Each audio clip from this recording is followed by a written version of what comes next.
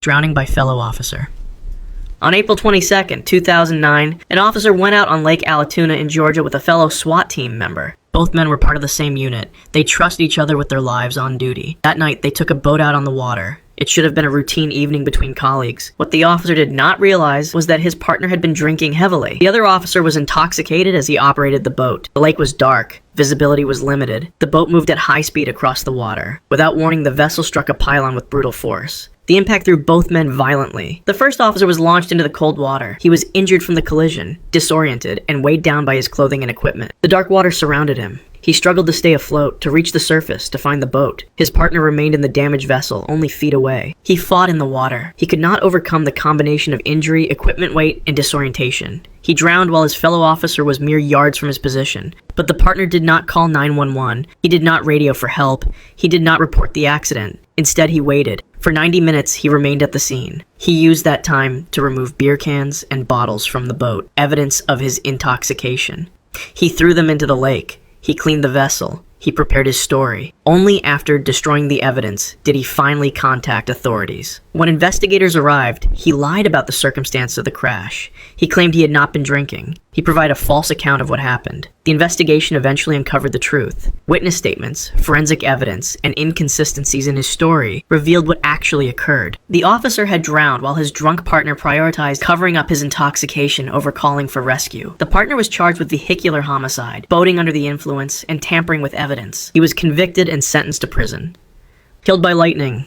On May 22, 2011, an EF5 tornado struck Joplin, Missouri. The storm was one of the most powerful ever recorded in the United States. It carved a path of destruction through the city, killing 161 people and leaving thousands injured. Buildings were reduced to rubble. Entire neighborhoods disappeared. The devastation stretched for miles. An officer was part of the emergency response. Law enforcement from across the region converged on Joplin to help with rescue operations and traffic control. The city was in chaos. Debris covered every street. Power lines lay across roads. Emergency vehicles struggled to navigate the destruction. The day after the tornado, on May 23rd, he was assigned to direct traffic at a critical intersection. Relief workers, ambulances, and supply trucks needed to move through the area. The work could not stop. Dark clouds still hung over the city. Thunder rumbled in the distance, rain began to fall, but the emergency operations continued. He stood at his post, waving vehicles through the intersection. Other officers and emergency workers were positioned at various points nearby. The weather worsened. The rain intensified. Lightning flashed across the sky, followed by deep rolls of thunder, but there was too much work to do. The relief effort could not pause for a storm. Without warning, a bolt of lightning struck him directly.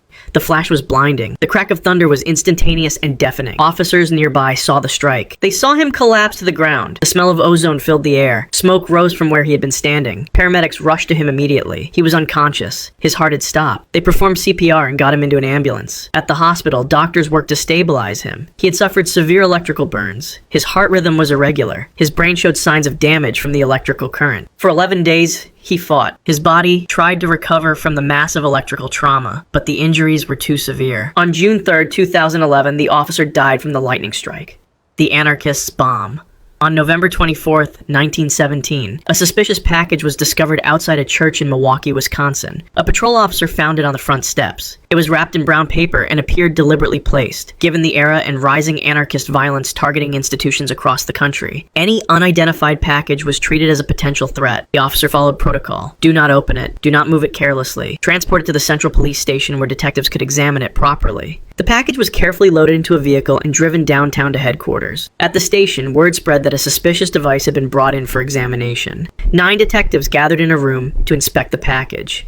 These were experienced investigators. They had dealt with suspicious items before. The package sat on a table in the center of the room. One civilian was also present, observing the examination. The detectives discussed the package. They studied its shape, its weight, the way it was wrapped. They looked for markings, addresses, or identifying features. This was standard investigative procedure. Determine what it was, where it came from, whether it posed a danger. What none of them knew was that the package contained a powerful bomb built by anarchists. 1917 was a period of intense anti-government violence. Anarchist groups across the United States were targeting police stations, government buildings, and law enforcement officers. This device had been specifically designed to kill investigators. It was engineered to detonate when examined. The detectives leaned in closer. They began to carefully unwrap the outer layer of paper. One of them started to open the package. The bomb detonated. The explosion was massive. The confined room amplified the blast. Fire and shrapnel filled the space instantly. The walls shook. The force tore through everything in the room. Smoke poured into the hallway. All 9 detectives were killed immediately. The civilian died as well. 10 people gone in a single moment, and the blast left the room destroyed. Bodies were scattered among the debris. It was the deadliest single incident in Milwaukee Police Department history.